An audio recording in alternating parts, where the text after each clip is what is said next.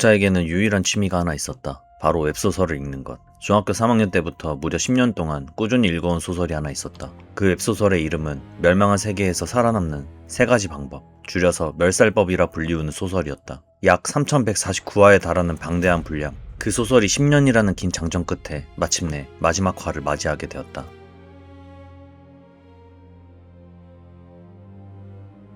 퇴근길 지하철 안. 독자는 어느 퇴근길처럼 멸살법을 읽고 있었다. 이날은 멸살법의 마지막 화가 업로드되는 날이었다. 그런데 결말이 어딘가 너무나도 허무맹랑하게 끝나버렸다. 독자는 생각했다. 이게 뭐야? 뭐가 이렇게 끝나? 10년 동안 읽어왔던 이야기가 이렇게 허무하게 끝난다고 하기에는 뭔가 찜찜하고 허탈했다. 그런데 그때 지하철 안에서 누군가가 독자에게 말을 걸어왔다. 같은 회사 인사팀의 유상아였다. 유상아는 매사에 일도 잘했고 얼굴도 예뻤으며 심지어 성격도 좋아서 회사에서도 최고의 인기인으로 꼽히는 사람이었다. 독자는 이 순간 조금이나마 설렜다. 왜냐하면 유상아는 남자라면 누구라도 싫어할 수 없는 사람이었으니까. 누가 보아도 빛나는 사람이었으니까. 하지만 딱 거기까지였다.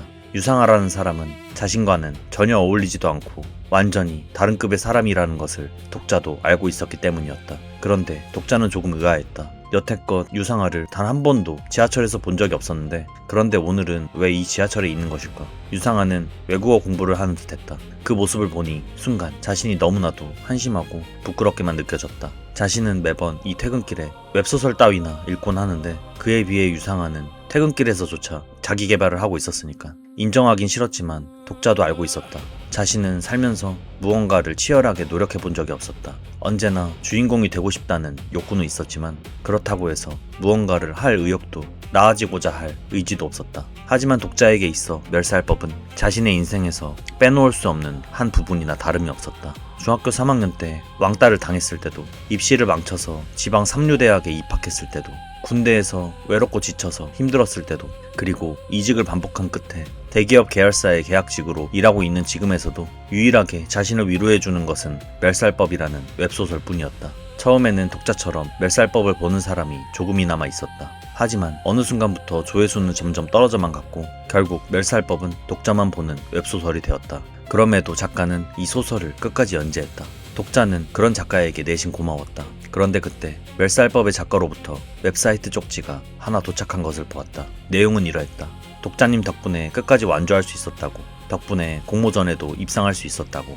너무 고마워서 감사 인사로 특별한 선물을 보내고 싶으니 메일 주소를 알려달라는 것이었다. 독자는 의아했다. 이 소설을 보는 사람은 자기밖에 없는데 잘 알려지지도 않은 이 멸살법이 공모전 입상을 했다니 그게 가능한 일인가 싶었다. 그래도 기분은 좋았다. 개인 쪽지도 고마운데 특별한 선물이라니 무슨 선물일까? 독자는 기대하면서 메일함을 열었다. 내용은 다음과 같았다. 오늘 오후 7시부터 이 소설의 유료화가 시작된다는 것. 그리고 이것이 독자에게 도움이 될 것이라는 말. 대체 이게 무슨 말인가 싶었다. 현재 시간을 확인해보니 오후 6시 55분이었다. 그런데 그 순간 갑자기 지하철 안에 불이 꺼졌고 곧이어 지하철이 급정거를 했다. 어둠 속에서 사람들의 비명이 터져나오며 지하철 안은 혼비백산이 되었다. 그런데 잠시 후 시간이 흘러 7시가 되니 공중에서 밝은 빛이 피어오르기 시작했다. 그 빛과 함께 알 수 없는 목소리가 객차 안에 울려 퍼졌다. 지금부터 메인 시나리오가 시작된다고. 왜인지는 모르겠지만 독자는 이 상황이 처음이 아닌 듯 묘하게 익숙했다. 상식적으로는 말이 되지 않는다고 생각하면서도 눈앞에 펼쳐지는 이 상황은 멸살법의 도입부와 너무나도 똑같았다. 그리고 심지어 공중에서 빛이 난 그곳에서 도깨비 비영이 등장했다. 그 순간 독자의 머릿속에 멸살법 첫화, 누군가가 외치던 그 첫 대사가 떠올랐다. 도깨비다. 그리고 실제로 놈이 처음 나타난 순간 누군가가 그 첫 대사를 똑같이 내뱉었다. 틀림없었다. 이건 멸살법의 처음 내용이었다. 사람들은 영화 촬영이냐며 불만을 표시하였고 웅성거리기 시작했다. 독자는 말려야 한다고 생각했다. 그러지 않으면 소설의 내용처럼 사람들이 곧 죽어나갈 테니까. 하지만 말리기에는 이미 늦었다. 사람들이 하나둘 죽어나가기 시작했다. 그런데 그때 도깨비 비영 앞으로 한 사람이 나섰다. 회사 낙하산으로 불리우던 재무팀 한명호 부장이었다. 한명호 부장도 이 지하철에서 단 한 번도 본 적이 없었는데 저 사람은 왜 여기에 있는 것인지 그런 생각이 스치던 순간 독자의 눈앞에 무언가가 떠올랐다. 메인 시나리오가 도착했다는 창이었다. 그 내용은 이러했다. 30분 이내로 하나 이상의 생명체를 죽일 것. 어쩌다 10년 넘게 읽어온 멸살법이 현실이 되어 눈앞에 펼쳐지는 것인지 그 이유는 알 수가 없었다. 하지만 소설 속에 등장하는 조연 캐릭터인 육군 중위 이연성까지 나타난 이상 소설이 현실이 되었다는 사실을 받아들여야만 했다. 그런데 의아한 점이 있었다. 원래 이연성은 첫 번째 시나리오가 끝난 후에 등장해야만 하는데 그런데 왜 벌써 나타난 것인가? 그리고 멸살법의 주인공인 유중혁은 왜 보이지도 않는 것인가? 무언가 자신이 알고 있는 멸살법의 내용과는 조금 다르게 전개되고 있는 듯한 느낌이었다. 아무리 독자가 멸살법을 좋아한다 할지라도 1화의 내용은 본 지가 오래돼서 기억이 가물가물했다. 다시 1화의 내용을 볼 수 있으면 좋겠다고 생각했다. 하지만 아무리 검색해도 멸살법은 더 이상 나오지 않았다. 그런데 그때 문득 작가가 보낸 메일에 첨부되어 있던 파일이 생각났다. 메일 한 첨부 파일에는 멸살법의 내용이 담긴 원본 파일이 있었다. 독자가 그 파일을 열어보는 순간 갑자기 눈앞에 무언가 창이 떴다. 전용 특성의 효과로 읽기 속도가 상승한다고. 그러자 그 방대한 멸살법의 원본 내용이 1분도 채 걸리지 않아서 순식간에 독자의 머릿속으로 쏟아져 들어왔다. 그리고 가물가물했던 멸살법의 내용들이 전부 선명하게 떠올랐다. 그제서야 의문이 하나둘 풀리기 시작했다. 본래 주인공 유중혁이 시작하는 칸은 3707칸. 하지만 현재 이곳은 3807칸이었다. 그래서 이연성이 지금 벌써 등장한 것이고 유중혁이 지금 보이지 않는 것이었다. 소설 속 내용에 따르면 본래 3807칸의 생존자는 단 2명이어야 했다. 바로 이연성과 김나문. 김나문은 멸살법의 세계에서 가장 빠르게 적응을 마친 고등학생 소년 캐릭터로 벌써부터 사람들을 해치고 있었다. 남은 시간은 5분. 김나문을 필두로 많은 사람들이 살아남기 위해서 서로를 죽이려 하고 있었다. 하지만 독자는 알고 있었다. 굳이 서로를 해치지 않아도 살 방법이 있다는 것을. 눈앞에 보이는 아이는 곤충이 든 통을 들고 있었다. 독자는 아이에게 사정을 말한 뒤 곤충 하나를 아이에게 건네주고 자신도 하나 챙겨서 그 곤충을 죽였다. 그리고 사람들에게 말했다. 굳이 사람이 아니라 생명체를 죽이면 된다고. 그리고 그대로 곤충들을 공중으로 뿌렸다. 순식간에 지하철 안은 곤충을 찾으려는 사람들로 아수라장이 되었다. 하지만 김나무는 다른 사람들과는 달랐다. 그는 살기 위해서 죽이는 것이 아니라 살육 자체를 즐기는 놈이었다. 그렇기에 여전히 사람들을 해치려고 했다. 독자는 그것을 말리다가 결국 김나문과 싸우게 되었다. 그런데 싸우기 전 갑자기 독자의 눈앞에 또다시 창이 하나 떴다. 전용 스킬 등장인물 일람이 발동했다고. 그러더니 김나문의 능력치를 포함한 상세 정보가 독자의 눈앞에 떠올랐다. 독자는 생각했다. 내 전용 스킬이 상대방의 정보를 볼 수 있는 건가 보구나. 게다가 독자의 스킬은 상대가 자신에게 어떤 감정을 가지고 있는지도 볼 수 있었다. 그래서 독자는 한눈에 알 수 있었다. 능력치만 놓고 보면 김나문에 비해 자신이 크게 밀릴 수밖에 없다는 사실을. 하지만 그때 또 다른 전용 스킬이 켜졌다. 전지적 독자 시점이라는 듣도 보도 못한 스킬. 소설 속에는 이런 스킬 같은 건 없었다. 그런데 이 전용 스킬이 켜지자 김나문이 공격을 할 때 그 공격이 어디로 날아올지 미리 보이기 시작했다. 마치 상대의 속마음을 읽는 것처럼 말이다. 하지만 피하기만 할 뿐 능력치에서는 여전히 크게 밀렸기에 반격할 수가 없었다. 그런데 그때 독자의 눈앞에 아까 뿌렸던 곤충의 알이 보였다. 곤충의 알들 역시 생명체일 터. 독자는 한 번에 100개가 넘는 곤충 알들을 터뜨렸다. 그러자 추가 보상 포인트가 쌓이기 시작했다. 독자는 그 포인트를 사용해서 자신의 신체를 강화했고 단번에 김나문보다 강해진 독자는 그렇게 김나문을 처참하게 죽였다. 그런데 이상했다. 독자는 중학교 때부터 왕따를 당했고 항상 어디를 가나 무시를 당하던 나약한 존재였다. 그런데 이상하게도 지금은 누군가를 죽였음에도 이 상황이 혼란스럽거나 그리 당황스럽게 느껴지지가 않았다. 오히려 침착하기까지 했다. 마치 진짜 소설을 보고 있는 사람처럼 말이다. 어쨌든 결국 3807칸의 최종 생존자는 소설과 달리 5명이 되었다. 이연성, 유상아, 이기령, 한명호, 그리고 김독자. 그렇게 첫 번째 시나리오가 클리어되었다. 지하철 문 밖으로 엄청난 크기의 괴수들이 날뛰는 모습이 보였다. 어룡이라고 불리우는 괴수들이었다. 하지만 어차피 시나리오대로라면 지금 당장 저 괴수들과 맞닥뜨릴 일은 없었다. 그리고 메인 시나리오 첫 번째 단계가 끝나면 그 다음에 바로 성자를 선택하는 배우 선택 단계일 터. 역시나 예상대로 배우 선택 창이 눈앞에 떴다. 독자에게는 4명의 성자가 붙었다. 하지만 독자는 배우를 선택하지 않았다. 배우를 선택하면 당장은 강해질 수 있지만 하지만 한번 선택한 배우는 바꿀 수가 없기에 이후에 더 좋은 배우를 선택하기 위해서라도 지금은 선택하지 않는 편이 낫다고 생각해서 그래서 독자는 배우를 선택하지 않았다.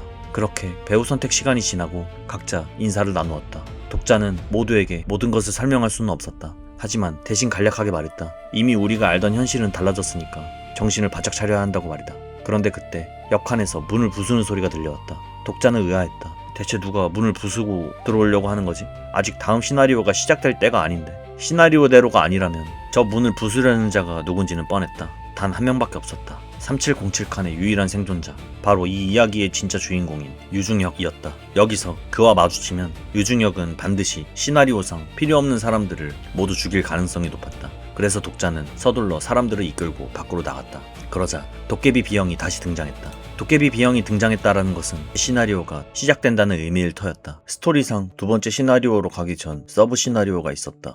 바로 끊어진 다리를 건너 옥수역으로 진입하는 것. 다행히도 일찍 나온 덕분에 아직 다리는 끊어지지 않은 상태였다. 독자는 일행을 이끌고 전속력으로 달렸다. 그러나 역시 소설 속 전개대로 그들이 건너기 전 어룡이 다리를 끊어버렸다.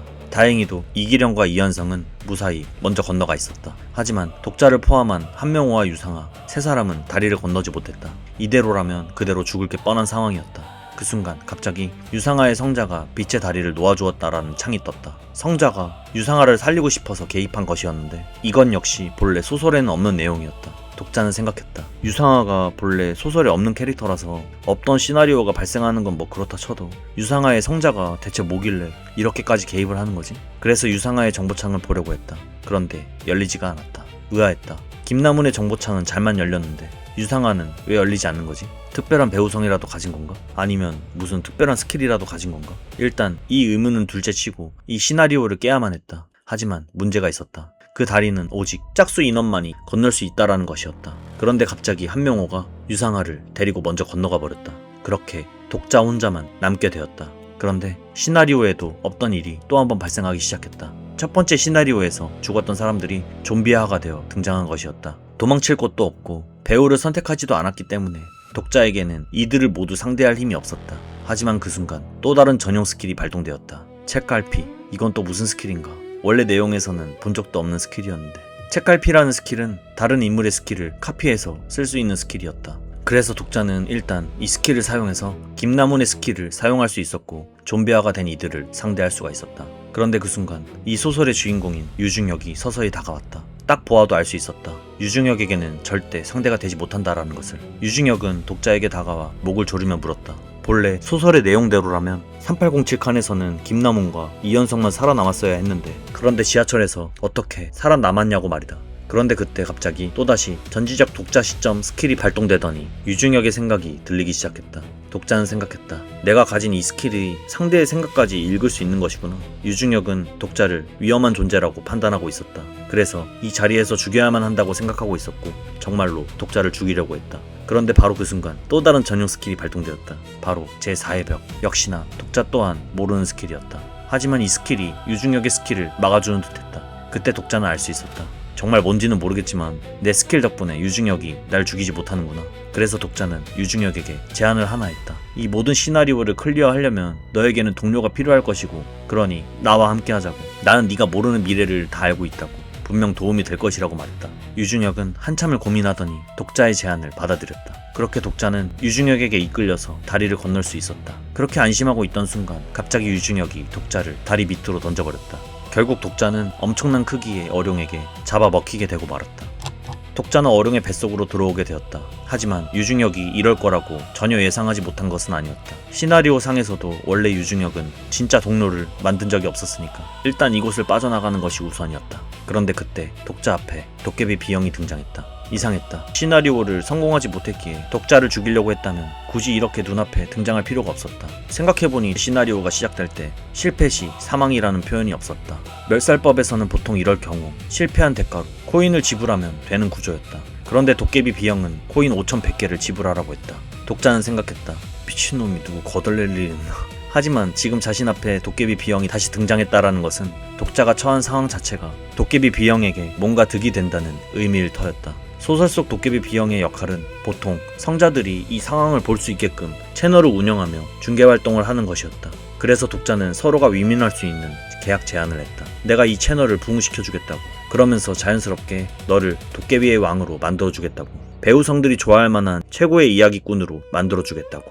그러니 자신과 스트림 전속 계약을 맺자고 말이다. 도깨비 B형은 이를 비웃었다. 인간 따위가 대체 무슨 근거로 이런 제안을 하는 것이냐고 말이다. 하지만 소설을 이미 다 본 독자는 알고 있었다. 어떻게 하면 채널을 부흥시킬 수 있는지, 어떻게 하면 배우성들이 관심을 가질지 말이다. 그래서 독자는 차분하게 자신의 계획과 생각을 논리적으로 말했다. 왜 자신이 첫 번째 메인 시나리오에서 배우성을 선택하지 않았는지, 그리고 배우성의 힘을 빌리지 않고도 그 누구보다 강해질 수 있다는 내용, 더 나아가 주인공인 유중혁과도 대적할 수 있음을 제시했다. 도깨비 비형은 독자의 제안을 깊이 고민했다. 그러더니 일단 여기서 탈출할 수 있다면 생각해보겠다고 했다.